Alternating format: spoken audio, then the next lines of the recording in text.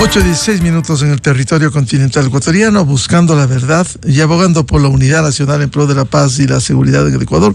Queremos dar la bienvenida a los siguientes invitados de la revista de Opinión y Democracia: la doctora Mariana Yepes, ex fiscal general del Estado, y el doctor Julio César Cueva, académico y penalista.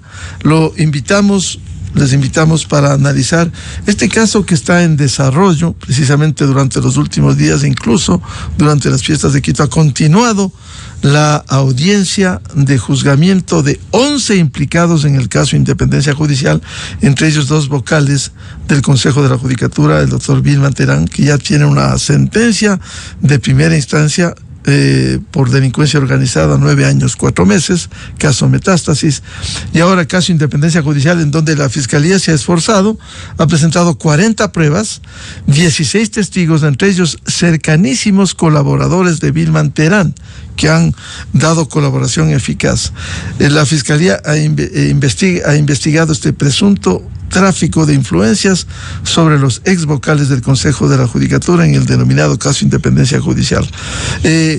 ¿Cómo avanzar y cómo ve este proceso, doctora Mariana Yepes? Muy buen día. Buenos días, licenciado. Gracias por la invitación y un gusto alternar esta mañana con el doctor Cueva. Un saludo cordial para todos quienes nos están escuchando. Bueno, me parece que este proceso es muy importante porque marca un hito en lo que se refiere a la investigación de los delitos en contra de ciertas autoridades del Consejo de la Judicatura y también de otras, podría ser de jueces. Hemos vivido una época anterior en que se traficaba influencias, en que podría haber habido también obstrucción a la justicia. Recordemos cómo desde la Presidencia de la República, el director de asesoría jurídica enviaba comunicaciones a los jueces para que despachen de determinada forma. O sea, no había conciencia de que eso era una intromisión en la independencia judicial. Ese delito de obstrucción a la justicia tiene un bien jurídico protegido que es importantísimo y, bueno, que recoge también las aspiraciones de otros países de mejorar la administración de justicia y lograr la verdadera independencia. Y eso es el bien protegido, es la tutela judicial. Entonces, en ese contexto, me parece muy bien que se esté investigando, que se esté ya procesando y que estemos entrando en etapas posteriores al proceso penal para llegar a una sentencia cuando ha habido una verdadera intromisión. ¿Para qué? Para impedir que se haga otro proceso por el tráfico de influencias en contra de 2 vocales del Consejo de la Judicatura.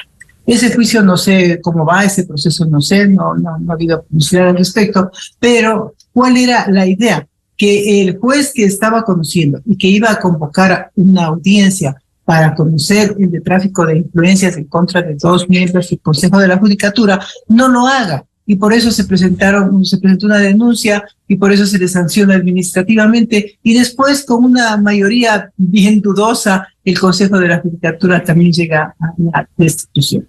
Veamos el resultado, ¿no?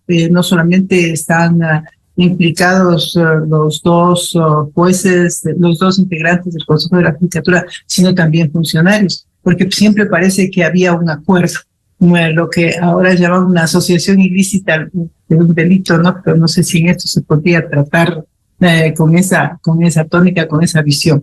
Pero yo considero que es muy importante. Y ojalá abra la puerta para que siga haciéndose unas investigaciones a quienes tratan de obstruir la justicia desde las altas esferas respecto de los juicios anteriores. Bienvenido al doctor Julio César Cueva, académico y penalista. Su primer comentario respecto de este proceso que está en desarrollo, el denominado Independencia Judicial, en donde la Fiscalía hasta este sábado ha presentado 40 pruebas, 16 testigos en el juzgamiento de 11 implicados en este caso. Buen día. Buenos días, Miguel. Muchísimas gracias. Es un gusto compartir con la doctora Yepes este panel. Bueno, mire, lo que ocurre en Independencia y en otros casos conocidos como Pantalla y otros, es lo que siempre se ha reclamado, siempre se ha hablado. La única diferencia es que ahora está judicializado pero esto de que se reparten puestos, de que una mano lava la otra, de que yo pongo aquí, yo saco aquí, que yo ordeno, que yo mando, que la justicia tiene propietarios, es algo que el país entero ha sabido, por lo cual muchos hemos luchado, y que hoy pues se hace evidente, pero yo sí quisiera y aspiraría a que este caso, al cual yo le soy muy sincero, no lo he leído ni le he dado seguimiento procesal, se lleve de una forma procesal y probatoriamente hablando que garantice sentencias a prueba de recursos.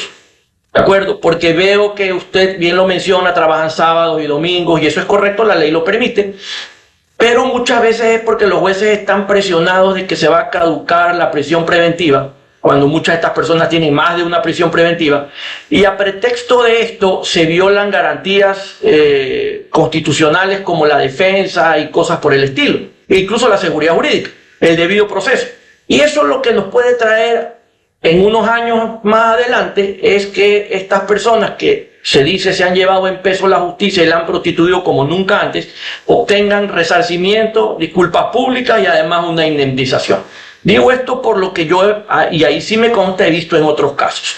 Espero que estén todos los que son, que no estén personas que no son, y que no suceda como ocurrió en nuestro caso, que aparentemente la lista de los que no estaban era casi igual o mayor de los que sí estaban, ¿verdad? Porque lo que la gente aspira es que realmente estas sentencias sean en base a pruebas, por así decirlo, valga la redundancia, a prueba de recursos, pero que además garantice que no haya impunidad, es decir, que no se condene, que se condene a los que son, a todos de ser posible, y que no haya personas inocentes procesadas, porque eso muchas veces ocurre en razón de la celeridad con que se llevan estos casos, a veces de manera injustificada. Pero espero que los resultados pues sean puestos a conocimiento de la ciudadanía, igual que las pruebas, como otras veces lo ha hecho la Fiscalía, para que todos tengamos la tranquilidad de que esto se ha hecho como debe ser, y mañana no tengamos pues que darnos la vuelta y decir, además de que se llevaron todo en peso, hay que indemnizarlos.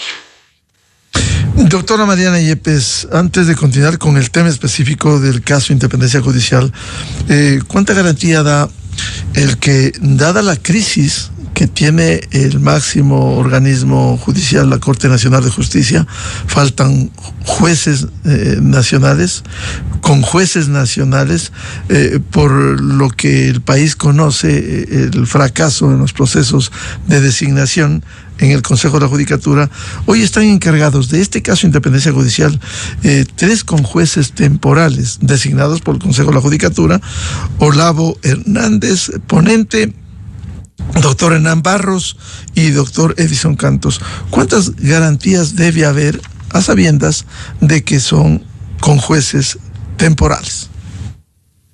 Bueno, ellos son realmente conjueces temporales, pero yo creo que tienen experiencia en materia penal porque llegan a través de las cortes provinciales y con un análisis respecto de su experiencia, el conocimiento, desde luego, que los procedimientos en la Corte Nacional son diferentes a aquellos que se conocen en las cortes provinciales. Pero no olvidemos que este es un juicio de fuero y que se está tramitando como cualquier otro proceso en escalas inferiores.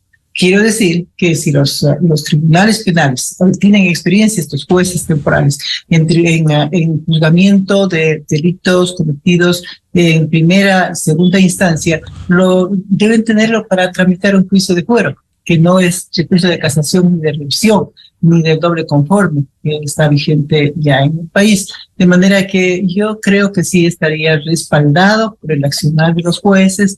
Debemos confiar en que van a tratar. Lo que me preocupa es también lo que dice el doctor Cueva, que en aras de la celeridad vayan también a omitirse ciertas garantías procesales. Ahora veo que este proceso, ya el proceso y los testimonios anticipados que han rendido muchas personas que colaboraban con el presidente del Consejo de la Judicatura de aquella época, el doctor Terán, pues están haciendo revelaciones totalmente increíbles. Hasta dónde llega la influencia, el tráfico de influencias y también este delito que hoy se está juzgando. Doctor Julio César Cuevas, lo que le consultaba a la doctora Mariana Yepes, ¿cuánta garantía hay cuando por la realidad de crisis que vive la Corte Nacional de Justicia, falta de jueces nacionales, falta de conjueces nacionales, han sido encargados para este caso precisamente los conjueces temporales Olavo Hernández, el ponente, y doctores Hernán Barros y Edison Cantos? Mire, en cuanto a que sean jueces temporales y vengan de las cortes provinciales, no hay ningún problema. Hay una norma que regula todo esto y administrativamente, si cabe la expresión, y los sorteos reglamentarios garantizan de que por lo menos por ese lado problema no vamos a tener, de que son jueces que de repente los escogieron y los pusieron ahí. Ese no es el problema. El problema es que en un momento determinado, como ocurrió en Metástasis, los jueces estén más preocupados de terminar rápido porque si no se caduca la prisión preventiva y me van a sancionar, lo cual no es aceptable porque si ellos demuestran que trabajaron a día seguido, como ocurrió en Metástasis, 12, 14, 16 horas, no deberían por qué estar preocupados de ser sancionados, porque una situación que no la provocaron, que trataron de evitarla a toda costa, ¿verdad? Pero si los jueces no son conscientes de esto y a pretexto de eso, pues presionan a las partes para que desistan de pruebas, no practiquen todas las pruebas, tiene usted dos problemas. O puede haber una condena injusta porque la persona no se pudo defender suficientemente por falta de tiempo, y tiempo corto impuesto por los jueces, o la fiscalía pudiera tener un problema de insuficiencia probatoria porque tuvo que sacrificar harta prueba, y eso a futuro en instancias nacionales o en instancias internacionales pudiera traer como consecuencia que digan, señores, no es justificable que ustedes hayan dicho que se me caduca la prisión preventiva. Es decir, usted como juez no estaba preocupado de administrar justicia, usted estaba preocupado de que no se caduque una prisión preventiva para seguir en el puesto, y eso no es aceptable. Y terminemos, ¿verdad?, viendo como país una sentencia internacional en donde tengamos que poner una placa pidiéndoles disculpas, publicando una sentencia para pedirles disculpas y además indemnizar a quienes se llevaron en peso y han dañado la función judicial como nunca antes, probablemente. Entonces, eso es lo que hay que tratar de evitar. Y desde ahí tiene que haber un mensaje claro incluso de la judicatura en cuanto a que, señores jueces, si se nota y se ve que ustedes han hecho pues todo lo posible por terminar esto a tiempo, puede que las prisiones preventivas caduquen, pero ustedes no van a tener un problema administrativo. Esa paz, esa tranquilidad que el juez debe tener, hay que darla para que el juez diga, yo voy a llevar esto conforme a la ley, voy a dar amplitud de defensa a todo el mundo, la fiscalía no tiene por qué sacrificar su prueba y aquí todos van a tener la posibilidad de defenderse ampliamente, de tal manera que el resultado de esto sea una sentencia como debe ser, con derecho de defensa, con debido proceso, con motivación y con seguridad jurídica. Eso es lo que yo espero y aspiro, porque no quiero como ciudadano, después de 10 años, decir, ¿y ahora? Vamos a tener que mandarnos una ley económica urgente para todo lo que hay que indemnizar a estas personas. No funciona así. Entonces yo esperaría que en este caso vayan corrigiendo estas situaciones que sí se han dado en otros casos para que podamos gozar de sentencias que garanticen que no va a repetirse esta situación. Doctora Mariana Yepes, ¿se podría decir que de lo que hemos leído, hemos seguido, hay sustentos sólidos para procesar a 11 personas, entre ellos los ex vocales del Consejo de la Judicatura, Vilman Terán y Maribel Barreno, cuando la Fiscalía ha presentado 40 pruebas, 16 testigos, peritos criminalísticos, exfuncionarios de la Judicatura, cercanos colaboradores del propio presidente del órgano administrativo y disciplinario? ¿Hay sustentos sólidos? Yo no me atrevería a decir que sí hay sustentos sólidos porque realmente pues no he seguido de cerca, sino solamente a que tengo conocimiento a través de los medios de comunicación. Pero si la Fiscalía ha presentado los suficientes elementos, es obvio que el resultado será favorable. ¿A quién? A la Fiscalía y a la Justicia, ¿no es cierto? Existen varias personas, de lo que sí se puede advertir es que existiendo varias personas que están procesadas, no todas tendrán el mismo grado de participación que aquellos que lo hicieron, que idearon esto, que impidieron que se procese a otros vocales del Consejo de la Judicatura. O sea, que hubo una intromisión gravísima en la administración de justicia.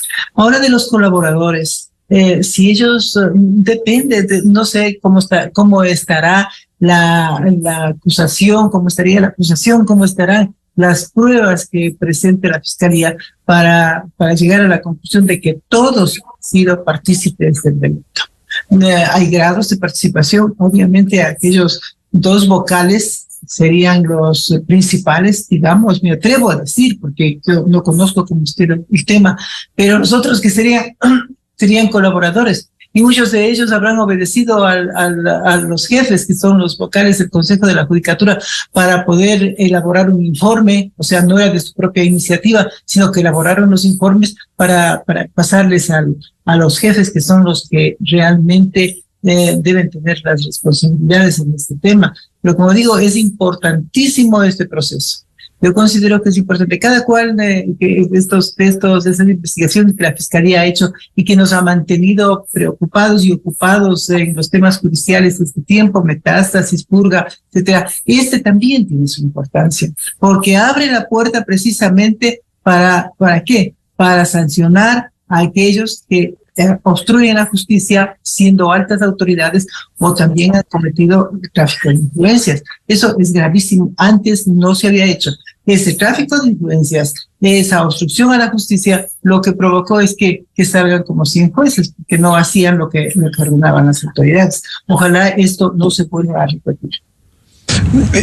Doctor Julio César Cueva, le preguntaba a la doctora Yepes sobre los sustentos sólidos, a sabiendas de que hemos leído en el proceso como el fiscal subrogante Wilson Toainga el sábado anterior decía que ha presentado 16 testigos, las 40 pruebas, testimonios anticipados de propios colaboradores cercanos de Vilma Terán y Maribel Barreno, que incluso, según los testimonios presentados, desde sus cargos, los vocales del Consejo de la Judicatura habían actuado, presionado, intimidado, para interferir en la justicia, que es el caso, como se ha denominado, obstrucción de la justicia? Miguel, yo, al igual que la doctora Yepes, no me atrevo a hacer un pronóstico procesal, más allá de que, si usted me pregunta a mí, pienso que esa sentencia ya está escrita. Pero lo digo con toda la franqueza del mundo, lo he visto en otros casos y me sorprende y es lo que me preocupa, como le digo, lo que resulte a futuro. ¿Y por qué le digo esto? ¿Por qué no me atrevo? Porque sí, al igual que usted y la doctora Yepes, yo también he leído en los medios 16 testigos. La pregunta no son si son 16 o son 20. La pregunta es, con la celeridad con que llevan esto, ¿cuántos realmente eran al principio?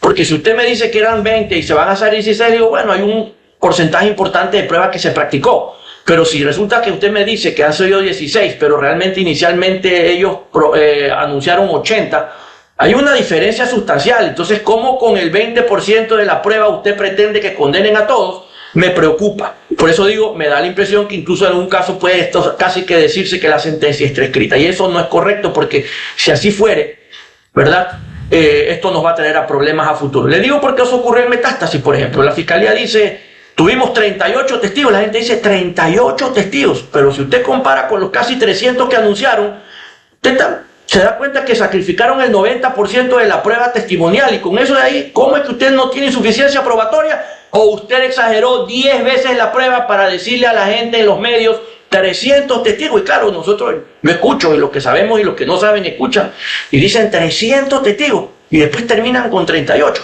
Entonces, sí habría que ver si de los 16 cuántos originalmente eran, de los X documentos que han presentado cuántos originalmente eran, para hacer si la Fiscalía realmente sacrificó o no sacrificó prueba, y si en efecto esa sentencia va a ser consecuencia de prueba suficiente o prueba insuficiente. Y también, ¿por qué le digo? Porque yo he visto a la Fiscalía decir una cosa en los medios, y cuando he leído ciertos procesos, en el proceso hay otra cosa. Y cuando usted escucha una audiencia, en la audiencia dicen otra cosa. Entonces da la impresión que hay 3 casos: el de los medios, el del proceso y el de la audiencia, y deberían ser uno solo. Entonces sí me preocupa, porque esto al final del camino va a pasar por otro tramiz, que no será la justicia ordinaria, será la justicia constitucional, será la Corte Interamericana, y esos son otros cantares. Entonces, cuando la Fiscalía dice 16 testigos, espero que sean los apropiados. Respecto de los que dan testimonio anticipado, Miguel, mire, siempre hay que tener prueba periférica, porque usted comprenderá que alguien que le van a tocar 10 años de cárcel y le dicen vas a salir, te va a tocar 1 y vas a salir en 8 meses, está dispuesto a decir lo que sea que quiera que digan, o va a inventarse cualquier cosa. Y entonces, si la Fiscalía solo sustenta su acusación y los jueces motivan en eso su sentencia, en lo que diga alguien que te beneficia con una reducción tan sustancial de la pena, solamente en eso para condenar, eso no se va a sostener en el tiempo. Eso no se va a sostener en el tiempo. Si se sustentan en los chats, muchos de los cuales a veces no tienen ni línea de tiempo y se hicieron al apuro y analizaron, me invento, 20.000 páginas de chats en 3 días, eso difícilmente es una investigación apropiada y con toda seguridad también va a traer un problema. No conozco, y le digo por lo que he visto en otros casos, igualmente mediáticos como este. Espero que aquí las cosas sean diferentes, ¿verdad? Porque yo sí aspiro que conforme se vayan dando estos problemas también se vayan corrigiendo, porque nada es perfecto. Pero si ya culmina siendo un modus litigandi, si lo podemos decir así, ya estamos hablando de otra cosa. Esperaría que no sea así. Ahora, doctor Julio César Cueva, con esas consideraciones, si hay testimonios de los propios colaboradores cercanos que dan detalles, lo que se suele decir comúnmente, con pelos y señales de cómo actuaba el señor Vilman Terán, si esto se corrobora, se contrasta, se complementa con las pruebas. Aquí ha habido pruebas de peritos criminalísticos, no solo los exfuncionarios de la judicatura, porque caso contrario aparecería como que Vilman Terán, que ya fue sentenciado en metástasis, simplemente no ha hecho nada de eso. Y hay testimonios de exfuncionarios de la judicatura, como señalo, al igual que peritos. Si se ha corroborado los dichos de los funcionarios con otras pruebas, están bien practicadas. Ejemplo, el funcionario, el secretario que manejaba la agenda, el señor Terán, dice: en tales y tales fechas o en tales y tales circunstancias lo visitaron fulano, sultano, mengano y perencejo, y van y revisan la agenda, ¿verdad? Estábamos hablando de una corroboración periférica. Si además tiene usted 2 o 3 testigos que dicen: sí, en efecto, yo en esa fecha que menciona el otro testigo, yo estuve invitado. Es más, aquí están los correos, se ha periciado los correos donde los llaman, los invitan, o está la agenda. Eso es una corroboración periférica. Pero yo digo, si solamente ese testigo dice: es que esto era así, así, asado, ¿y con qué corroboramos? No, con mi sola palabra. Eso es muy difícil, porque hay una acción en derecho que dice: un testigo, ningún testigo. Pero además, si usted me dice: esta persona, al decir esto, se acaba de ahorrar de 10 años, 9 años en la cárcel, yo empiezo a tener mis dudas. Pero no conozco el caso, y por eso creería y confío en que la prueba documental, ahí está la corroboración periférica de lo que han dicho los que han dado testimonio anticipado, para que haya la fortaleza suficiente en materia probatoria para que esta sentencia no haya nadie que la pueda discutir, ni la apelación, ni la casación, ni la revisión, ni la Corte Constitucional, ni la Corte Interamericana. Eso es lo que yo espero y aspiro, ¿verdad? Porque de lo contrario sí vamos en algún momento a tener un problema. Yo no quiero mañana decir: he tenido que indemnizar como ciudadano con mis impuestos a alguien que se llevó en peso a la justicia. Y decir: voy a la Corte Nacional a una audiencia y ver una placa que me deshonra a mí como ciudadano, pero que le pide disculpa a alguien que sí se llevó en peso a la justicia. Eso es lo que yo no quiero ver como ciudadano. Y como litigante tampoco, porque aspiro que a alguien, se lo condene o no, sea siempre sobre la base de un debido proceso y de pruebas. Espero que en Independencia se esté dando esto. Repito, no conozco el caso, confío en que así será, y si no es así, confío en que los jueces harán lo que dice la norma que hay que hacer.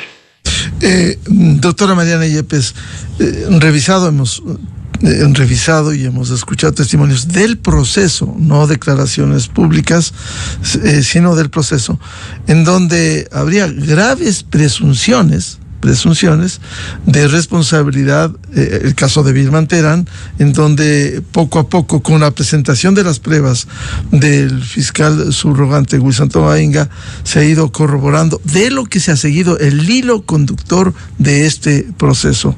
Esto pudiera llevar, no se puede adelantar el criterio, pero llevar a una sentencia condenatoria si es que todo esto se prueba, tanto con los testimonios de exfuncionarios, con las pruebas posteriores, la presentación de los peritos. Bueno, los testimonios que hemos escuchado a través de los medios de comunicación, también los resúmenes de lo que han declarado estas personas, muchas de ellos acogiéndose a beneficios, ¿no? A procedimientos más cortos, pero quienes han colaborado directamente con el doctor Terán, yo creo que ellos están revelando otros hechos, no el propio hecho que motiva el enjuiciamiento de obstrucción a la justicia. Eso me parece, a mí me atrevo a decir, evidente también por lo que hemos sabido, por los antecedentes, de que la obstrucción a la justicia se dio precisamente para que no haya una audiencia en contra de dos vocales por el delito que se investigaba en esa época. Yo no sé cómo avance esto, lo dije al inicio, el de tráfico de influencias en contra de dos vocales. Entonces hicieron muchas actividades, muchos incidentes para que no haya la audiencia. ¿Y cómo, en qué degeneró aquello? En que se ha destituido el juez que estaba conociendo, el juez de la Corte Nacional que estaba conociendo. Entonces ahí, este caso, ahí parecería que sí existe la obstrucción a la justicia. O sea, está claramente configurada, digamos, ¿no? Pero los otros, los testigos, lo que van a es a abonar esto, como decía, quizás presentando informes, haciendo todas esas declaraciones de las visitas que pudieron haber recibido, los vocales, pero todo tiene que ser conducente al único tema para probar la obstrucción a la justicia. Aquello que se menciona extra del doctor Terán, yo creo que lo que está es abonando la personalidad del doctor Terán, a ese ejercicio de influencias, de ese ejercicio abusivo de su autoridad que tenía, a eso está abonando, pero no al caso específico, me atrevo a decir. Eso lo digo solamente como observadora, ¿no? Y curiosa también de los eventos que se están produciendo dentro de la Administración de Justicia, que siempre ha habido influencia política, influencia económica, influencia de otro tipo, hasta social, ¿no? Pero nunca en los grados extremos como ahora hemos tenido. Y no solamente ahora. Teníamos antes, como ya mencioné, con un gobierno anterior que se permitía obligar a los jueces que despachen en el sentido, y sobre todo con eso que tener una realización material de aquella aspiración que dijo meter la mano en la justicia. Entonces, desde ahí yo creo que las cosas han ido exagerando en el camino, y hasta que la mayoría de gente ve con normalidad ese accionar de los superiores frente a los jueces inferiores. Pero antes pero no en los grados que ahora tenemos, ¿no? Doctora Mariana Yepes, por lo que usted señala, de alguna manera, dentro de este proceso de independencia judicial, tuvo sus consecuencias en la investigación.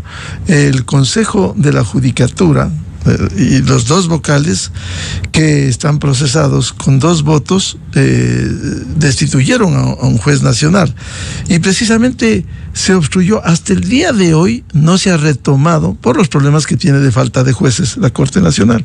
Por ejemplo, el caso Las Torres, que se ha evidenciado en esto.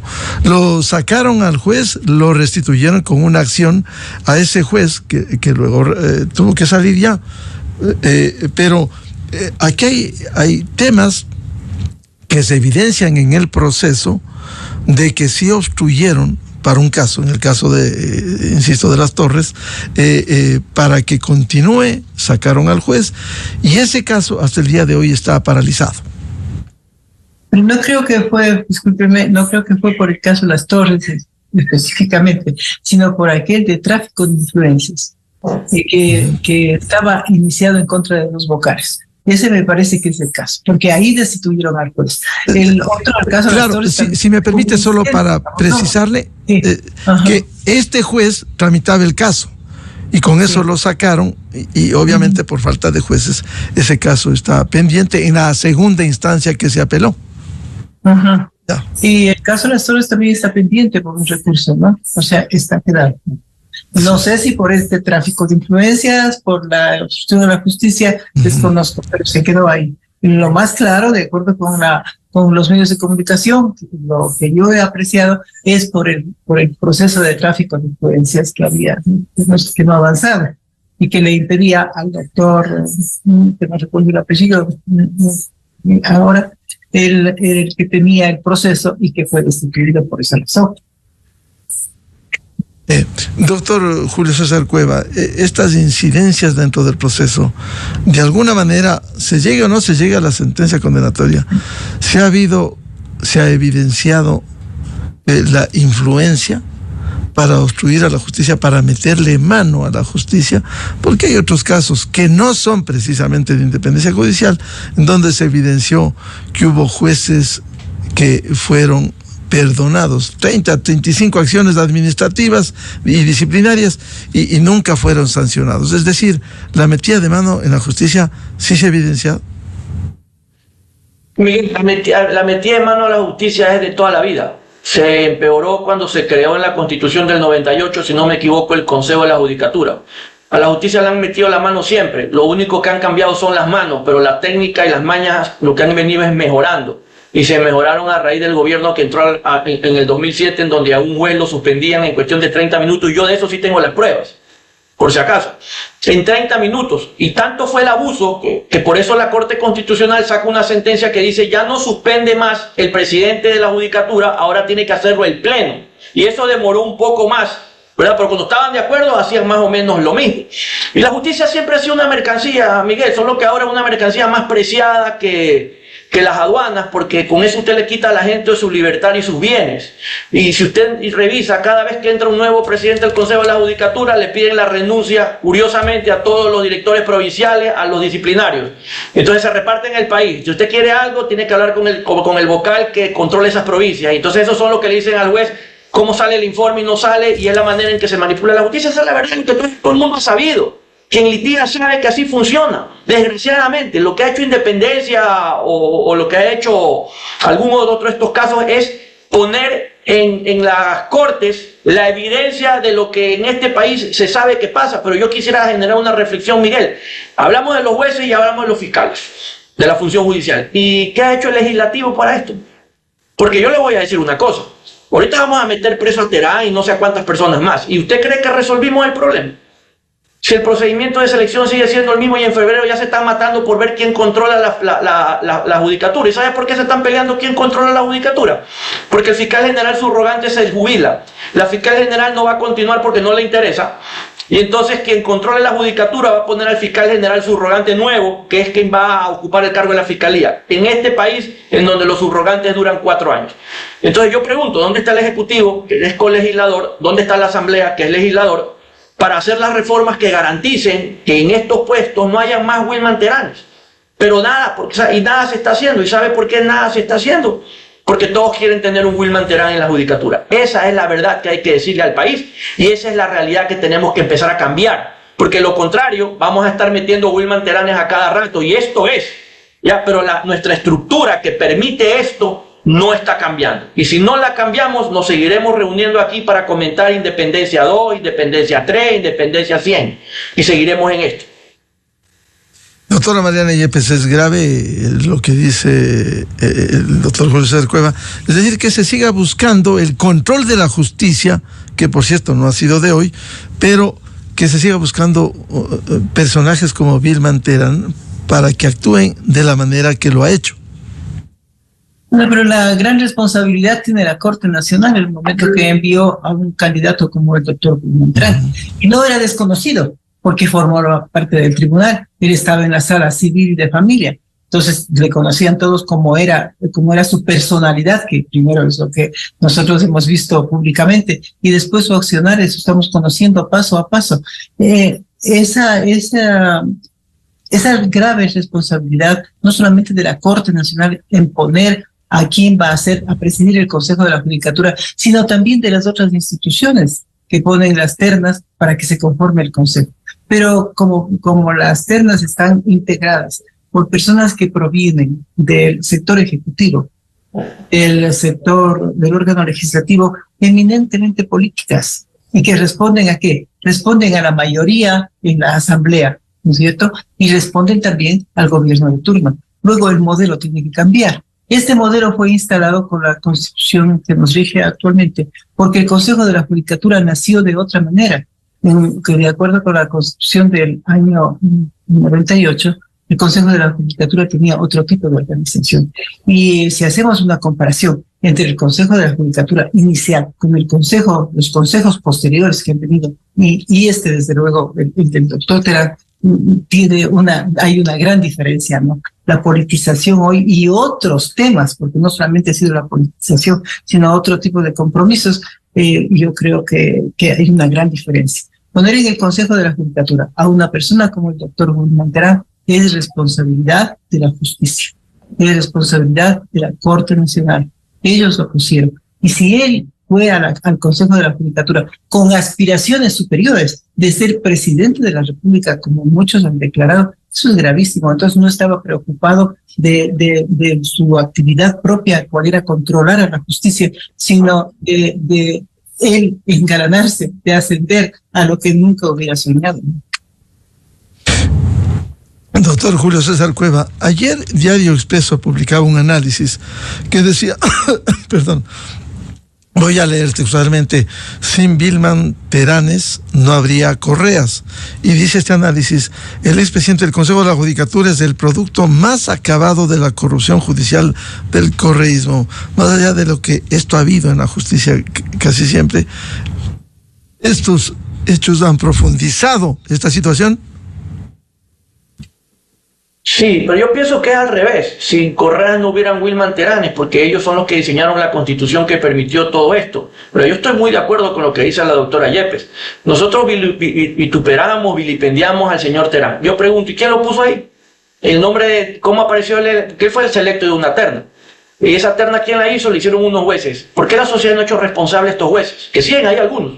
De hecho, creo que uno que se dice, que otros testigos han dicho que se reunió para ponerse de acuerdo porque no se llevaban, está creo que hasta el candidato de presidente. Y yo pregunto, ¿y por qué ya como sociedad no empezamos a hacer responsables a los que ponen nombres de manera irresponsable, sobre todo de manera conveniente, a gente que va a ser serviles a sus intereses?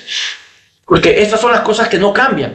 Pero vamos a tener que cambiar la judicatura en febrero, y yo pregunto, ¿qué ha cambiado? Nada.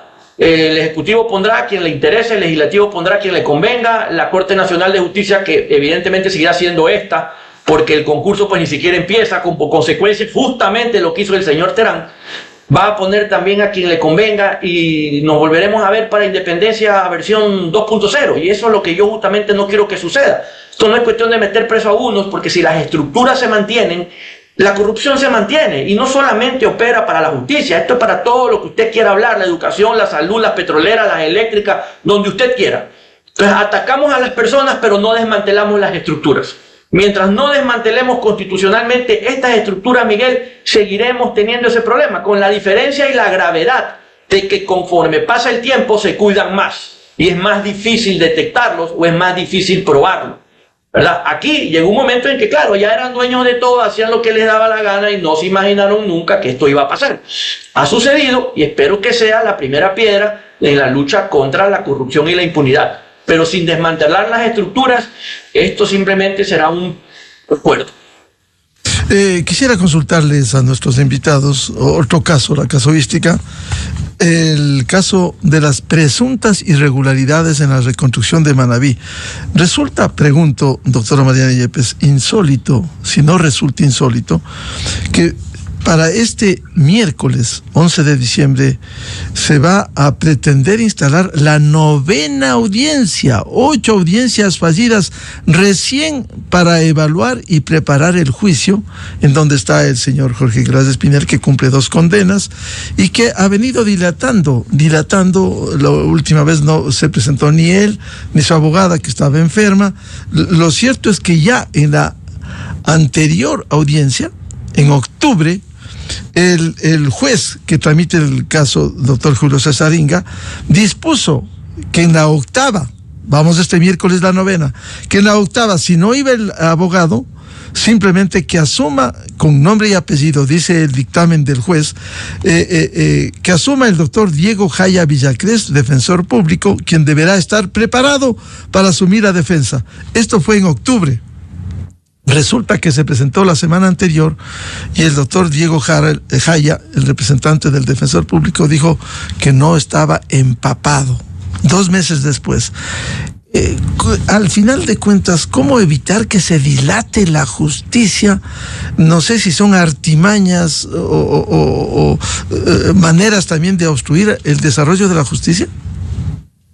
Bueno, está clarísimo, ¿no? El señor Glass lo que quiere es que no haya una sentencia en su contra, que no haya el juicio en su contra, una segunda sentencia, una tercera sentencia, lo que sea, que no hay. Por eso presenta tantos incidentes. De lo que sí estoy enterada es que tenía varios abogados y al final designó una sola.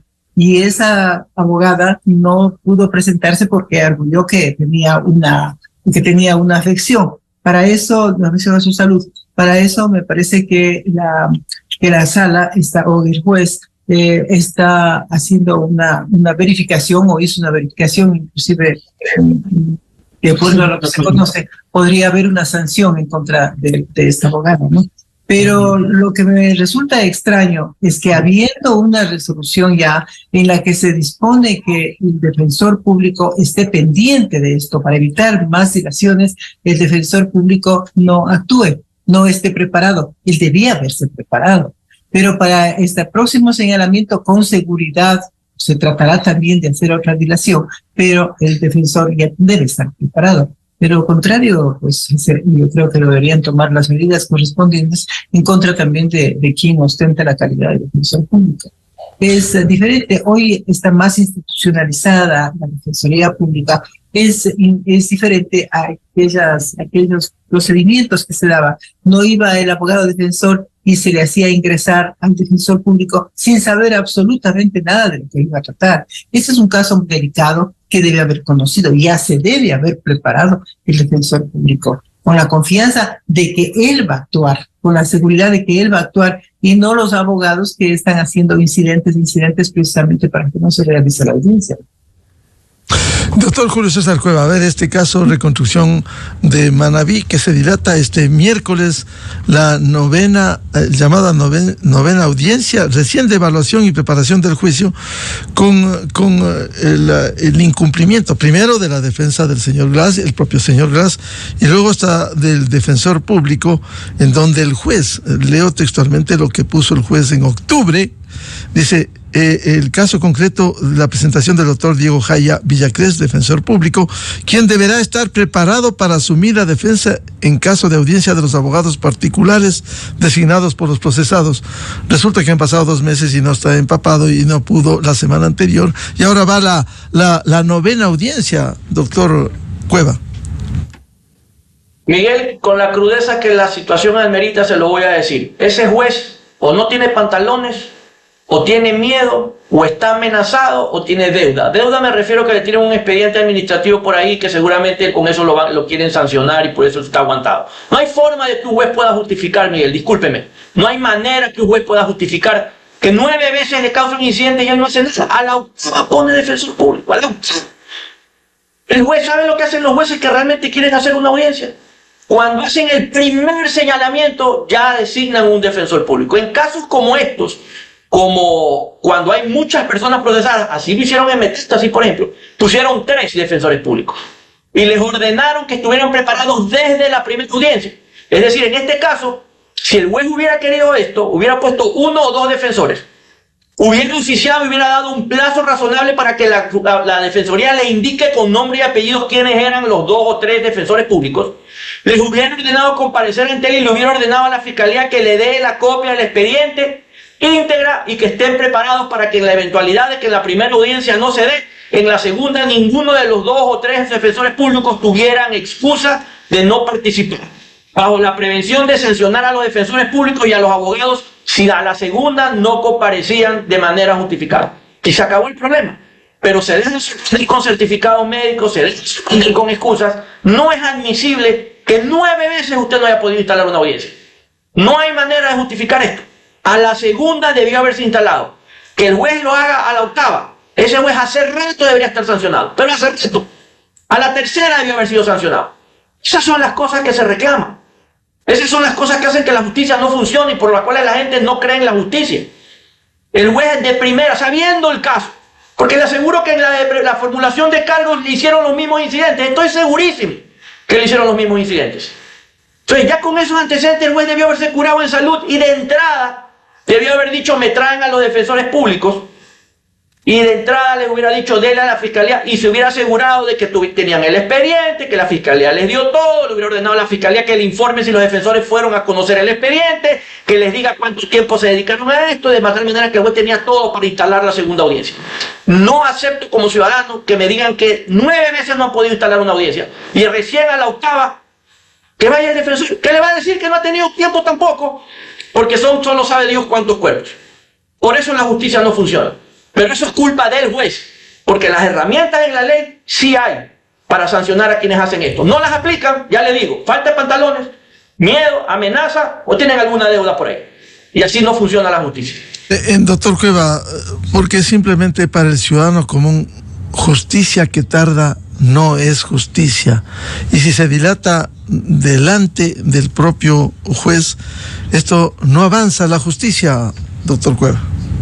Obviamente no avanza, y le digo por qué no avanza, Miguel, porque estaban esperando seguramente que funcione el concurso de nuevos jueces, y no ha funcionado. Estaban esperando o esperan a ver si cómo le va a la gente en las elecciones, porque dependiendo de eso van a ver cómo hacen para controlar el Consejo de la Judicatura que cambia en febrero. Están esperando a ver cómo les va con alguna maña que tendrán para ver si ponen fiscal general subrogante o fiscal de cargo ya titular, pero no se ha iniciado el concurso que ya se tiene que ir en abril. Eso es lo que están esperando. Esa es la verdad. Están esperando es eso. Porque, y se lo voy a poner más fácil, ¿usted no le parece raro que los más implicados en soborno no hayan presentado un recurso de revisión? Si antes de incluso de la audiencia de casación ya decían todas las cosas que en mi opinión eran sustento de un recurso de revisión. No lo hacen porque están esperando los jueces indicados. Entonces la justicia no funciona por eso, pero no veo a nadie haciendo algo para cambiar estas estructuras. Creemos que simplemente metiendo preso a 2 o 3 hemos resuelto el problema. Lo que va a pasar es que se van ellos y vienen otros, que obedecen probablemente a los mismos o a otros intereses. Mientras esas estructuras, Miguel, no se cambien, seguiremos comentando esto con otros nombres y con otras personas. Bien, muchas gracias por el análisis y la participación en la revista de Opinión Democracia de la doctora Mariana Yepes, ex fiscal general, y del doctor Julio César Cueva, académico y penalista. Muy amables. Muchas gracias. Gracias a ustedes. Saludos, que tengan un buen día. Muy amables. Gracias. Buen día. Con esto cerramos la jornada de entrevistas y debates, la opinión diversa y libre en la revista de Opinión Democracia. Lo recomendamos en Exa FM, ya viene el show de la papaya. Y a los miles de seguidores de la revista de Opinión Democracia, les deseamos un feliz lunes, feliz inicio de semana a todos. Muy buen día. La revista de Opinión Democracia, buscando la verdad en todas partes. La familia, los amigos, una rica cena y buena música hacen la combinación exacta. Vívela.